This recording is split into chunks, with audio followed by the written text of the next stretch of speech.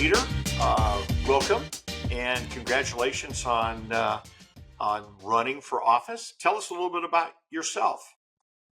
Thanks, Kirk.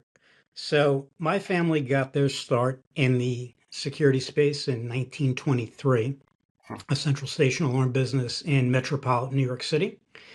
Uh, I've spent 40 of my 53 years in, I like to say, pretty much every role. I was a helper, an installer, a service tech, a runner, an operator, did customer service, worked in the accounting department. Um, and ended up building that business, building up our national account presence. And I had the privilege to sell the company to Homes Protection in 1995. And I got to work for one of the greatest management teams that's ever existed in our industry in senior management for a bunch of years until that company was sold to ADT.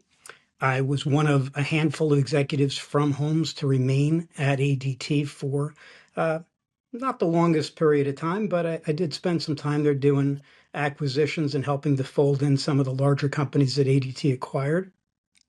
When I left ADT, I joined Larrabee Ventures, one of the original boutique investment bankers in the space.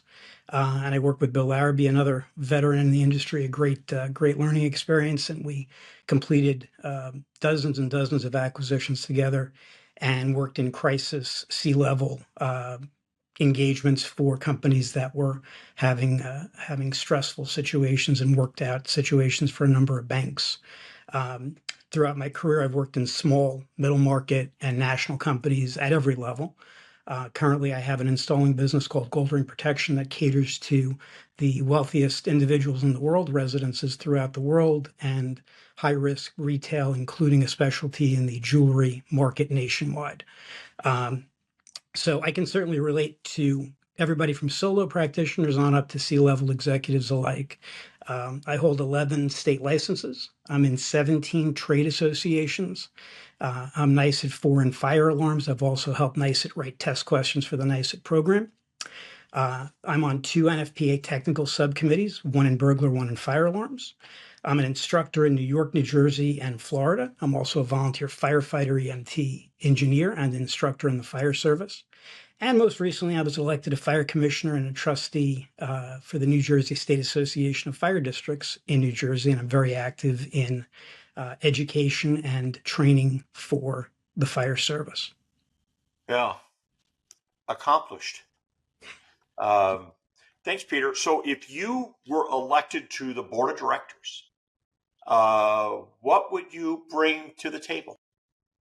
Well, as I stand here with my fake background, or sit here with my fake background at the New Jersey ELSA symposium, getting some CEU units, getting some training, I can tell you if I walked down the hallway and asked anybody here, any of the hundreds of companies from the Jersey region, what's your biggest problem? And I think if I asked anybody that's on this call today, the biggest problem in our industry is the lack of talent, the lack of new talent, the lack of replacing people that go away.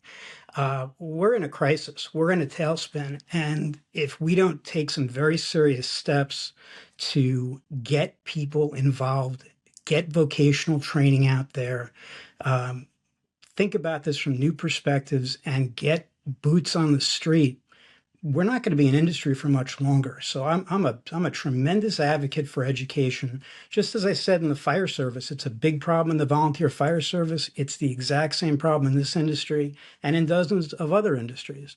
So to me, of all these associations I've been involved with, ESA is at the forefront. ESA is the one that's done the best job putting forward the best training. I've taken the level 1 training myself. It's a great program, and we're privileged to have great people involved in helping to write those programs. And I will be the biggest cheerleader there is for small companies, medium companies, and large companies alike to keep this industry going strong. I want it to exist for another 160 years.